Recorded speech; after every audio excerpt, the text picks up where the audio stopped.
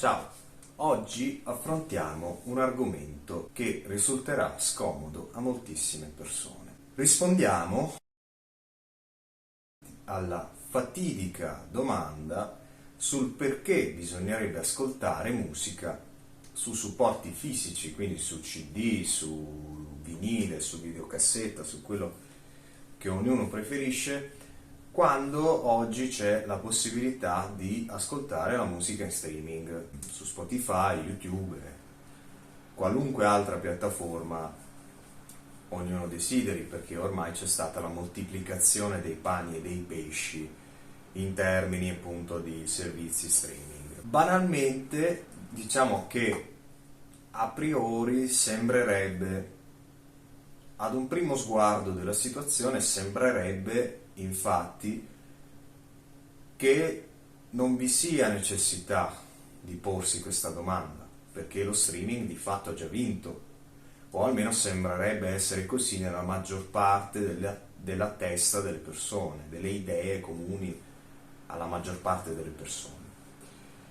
Ebbene, proviamo a dare delle risposte, perché appunto mi è stato fatto notare più volte come il fatto che io stia dando nuovamente la possibilità di prenotare il mio disco Sperimentalist di 4 tracce e disponibile scrivendo alla mia mail qui sotto sia in realtà nient'altro che una perdita di tempo. Ora, tralasciando il discorso che questa scelta è dovuta al fatto che c'è una richiesta e quindi si cerca di accontentarla, il punto è che vi sono poi una serie di motivazioni per le quali uno dovrebbe buttare via lo streaming o quasi e ascoltare la musica su supporti fisici.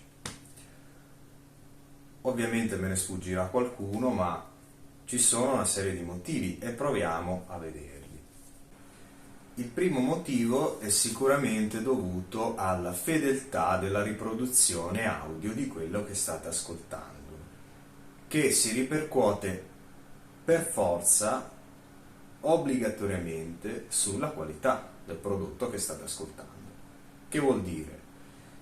Vuol dire che quando ascoltate un pezzo su Spotify, quel pezzo non è lo stesso se lo state ascoltando su un CD o su un vinile. Perché? Non perché il formato sia diverso, o meglio non solo per questo, ma essenzialmente perché un servizio streaming che in quanto tale lavora attraverso dei server necessariamente ha bisogno di fare una compressione dei dati che gli vengono inviati per poterveli fare ascoltare. Il che vuol dire che Spotify banalmente, ma tutti i servizi streaming o quasi, tenderanno a tagliare delle frequenze e quindi a impoverire il lavoro dell'artista, ma soprattutto ad impoverire voi che l'ascoltate, perché la musica viene fatta per gli altri, non per se stessi, o almeno dovrebbe essere così, se non vi è un'autoreferenzialità da parte dell'artista, che spesso c'è, ma non è questa l'occasione per parlarne. Quindi sta facendo un danno a voi questa cosa qui, tanto per cominciare. Che vuol dire? Vuol dire che state ascoltando un pezzo e che non ve lo state, prima di tutto, godendo come si deve, perché non è che se vi mettete le cuffie da 100.000 euro vi cambia la situazione, non è assolutamente così. La cuffia può essere un boost importante, per carità, ma la fonte della riproduzione farà comunque pietà e compassione. Quindi vi state impoverendo da un punto di vista dell'ascolto, vi state privando della possibilità di ascoltare tutti i particolari, tutto ciò che l'artista ha voluto trasmettere e che necessariamente, se c'è, vuol dire che vuole che arrivi dall'altra parte. Se questo non arriva è banalmente come cercare di comunicare con una persona senza utilizzare i verbi o senza utilizzare delle parti del discorso fondamentali per la sintassi, ok? Quindi è molto grave, ecco, per capirci. Ora, so che ad alcuni, che magari alcuni di quelli che stanno vedendo questo video diranno: ma a me non me ne frega niente del supporto così e di ascoltare la cosa in quella qualità o in quell'altra. Benissimo, chiudi questo video perché non sei assolutamente la persona a cui voglio rivolgermi. Sei una persona che come minimo, cioè veramente non mi interessa neanche parlarne di questi argomenti con queste persone qua. Quindi potete tranquillamente chiudere questo video e passare oltre. Poi, l'altro aspetto è legato alla materialità artistica. Che cosa intendo dire? Intendo dire che il fatto di comprare un disco, che sia un CD, o sia un vinile o qualsiasi altra cosa, in un certo senso vi permette di possedere un minimo di quella parte artistica, che prima di tutto vi resta per sempre, ed è vostra, ed è come comprare un libro. Un libro si compra, si legge e si tiene in libreria per poi consultarlo e riconsultarlo ogni qualvolta che si vuole. È un po' come comprare un libro. Intanto vi legate a quell'artista materialmente, lo sentite vostro, quel disco lo sentite vostro, che è diverso dal scorrere una playlist streaming, è totalmente diverso perché la percezione che avete è totalmente diversa. Per non parlare del lato artistico delle copertine, che certamente non potete fruire se non avete il disco in mano, perché ci sono copertine costruite su misura per essere tenute in mano, per essere viste, per essere toccate, ok? Per essere anche suggestive di certi tipi di emozioni, per predisporre l'ascoltatore a certe cose che poi vanno affinate appunto con l'ascolto del lavoro musicale. Anche qui, se non riuscite a comprendere il tipo di profondità del possedere un disco, chiudete il video e passate oltre, perché non abbiamo nulla da dirci. Lo dico in totale tranquillità e in totale trasparenza. E non venite a parlarmi del problema, ma non ho il posto. No, il posto si trova sempre, sempre e comunque. È una scusa banale. Quindi per una volta la materialità è qualcosa di positivo e quindi facciamone buon uso. Compriamo i dischi, tutti, me compreso. Per carità, lo streaming è uno strumento perché ti permette di ascoltare un sacco di cose, ti permette di fare una prima analisi delle prime impressioni, ma poi quel lavoro va necessariamente approfondito con un ascolto diverso, più attento. Poi, ovviamente, il primo lato di cui vi ho parlato, ma anche il secondo, ossia quello della materialità, si ripercuote inesorabilmente ed inevitabilmente sul terzo lato, che è quello di contribuire concretamente alla vita artistica degli artisti che state ascoltando. Che vuol dire? Che l'unico vero modo per supportare gli artisti che vi interessano, soprattutto se questi sono emergenti, ok? E soprattutto se questi sono ai primi lavori e quindi hanno bisogno necessariamente di costruire qualcosa, e qualcosa si costruisce solo ed esclusivamente grazie al supporto economico, quella cifra che voi andate a spendere è un investimento nelle mani di quell'artista. La musica è ricerca, la ricerca va pagata, costa. Come ve lo dobbiamo dire? Più chiaro di così. Allora, se si decide che un artista ci piace, non ci limitiamo ad ascoltare lo streaming su Spotify, perché ragazzi Spotify non paga. Tra l'altro adesso stanno cambiando le normative di Spotify viene fuori che il 98%, badate bene, di quelli che stanno su Spotify, che hanno caricato la propria musica, hanno meno di 1000 ascolti, il che vuol dire che il 98% non lavora a livello professionale, tanto per capirci, ok? Bene.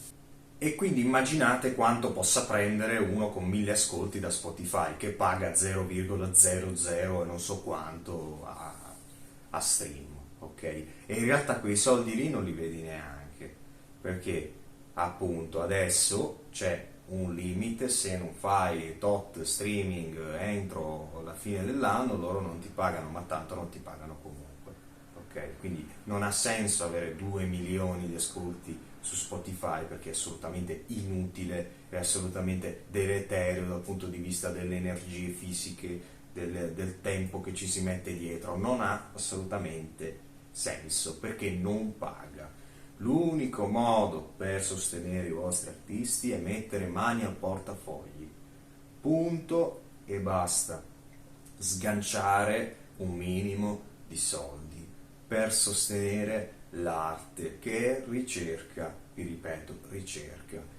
Quindi se non siete tra queste persone, lo ripeto ancora, se non siete tra queste persone, se non siete disposti a mettere mano alla tasca e a tirar fuori delle cifre che sono minime, sono banali, perché, signori miei, 25 euro per un vinile, tanto per dire, non è che vi cambiano la vita, ok, a voi, cambiano la vita a quell'artista che l'ha prodotto e che ci ha speso migliaia di euro per metterlo su quel lavoro lì. Quindi se vi piace, compratelo perché è vostro, perché lo aiutate, perché vi permette un ascolto diverso, perché l'esperienza è totalmente diversa di ascolto. Quindi se siete tra quelli che non hanno voglia, ripeto, di mettere mano alla tasca, di nuovo chiudete questo video, chiudetelo, perché non abbiamo nulla da dirci, assolutamente. Ok? L'unico modo per aiutare gli artisti, per supportarli, non è tramite lo stream, non è tramite il like su Facebook, non è tramite il video YouTube, ok? È attraverso l'acquisto dei loro prodotti e servizi. Ma arriviamo a quello che è il quarto punto e che ritengo essere il più importante di tutti e che è la conseguenza di tutto quello che vi ho detto prima. Il tema dell'attenzione. Viviamo in un mondo che va sempre più veloce, che è sempre più digitale, sempre più elettronico, dove siamo sempre attaccati allo smartphone. Quindi siamo continuamente sovrastimolati fin da tenera età, il che vuol dire che la nostra capacità di attenzione si è abbassata ai minimi storici, il che vuol dire che non se la si fa star dietro a nulla, ok? E quindi che tipo di attenzione potete mai mettere su uno streaming, ok? In playlist, su una serie di valanghe di cose che scorrono e sulla quale non vi soffermate? Non c'è alcun tipo di attenzione. Del resto non è richiesta questo tipo di attenzione, perché vi ripeto, le frequenze vengono tagliate, ok? Quindi tutti i particolari che dovreste poter ascoltare, che dovrebbero arrivarvi, certamente non vi arrivano, ma non vi è neanche richiesto lo sforzo di farlo. Vi stanno trattando come degli automi, cioè questa cosa forse non è chiara. Siete dei consumatori, ok? Quindi è grave questa cosa qui. Ora, comprare un disco, farlo proprio, guardarlo, leggere la tracklist, leggere i testi, approfondirli, metterli sul piatto del vinile, metterli nello stereo, stare lì a regolare tutti il tuo equalizzatore personale per farti questo ascolto, stare lì un'ora e mezza, quello che è, ad immergersi nell'arte di quell'artista lì, è un'esperienza totalmente diversa dallo stare in treno con le cuffie ad ascoltare una valanga di cose che si susseguono. come fosse la lista della spesa. Vi state facendo del male. La musica è qualcosa di estremamente positivo, che a livello cognitivo aiuta tantissimo lo sviluppo delle capacità del cervello. Vi insegna ad ascoltare. Se non siete attenti, come potete imparare ad ascoltare? Come potete imparare ad ascoltare? Non potete. La musica è qualcosa di estremamente antisistemico, anticonvenzionale, che abbatte gli stilemi sociali, finanziari e tutto ciò che c'è intorno, se vista dal punto di vista giusto. E il punto di vista giusto è comprare il disco e metterlo sul piatto, metterlo nello stereo, stare lì, immergersi in quell'atmosfera, farsi travolgere da quei suoni, cercare di capire che cosa vuole essere trasmesso da questo artista o da quell'altro.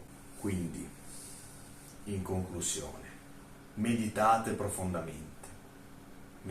profondamente sul perché è fondamentale comprare i dischi, sul perché è fondamentale sostenere gli artisti concretamente,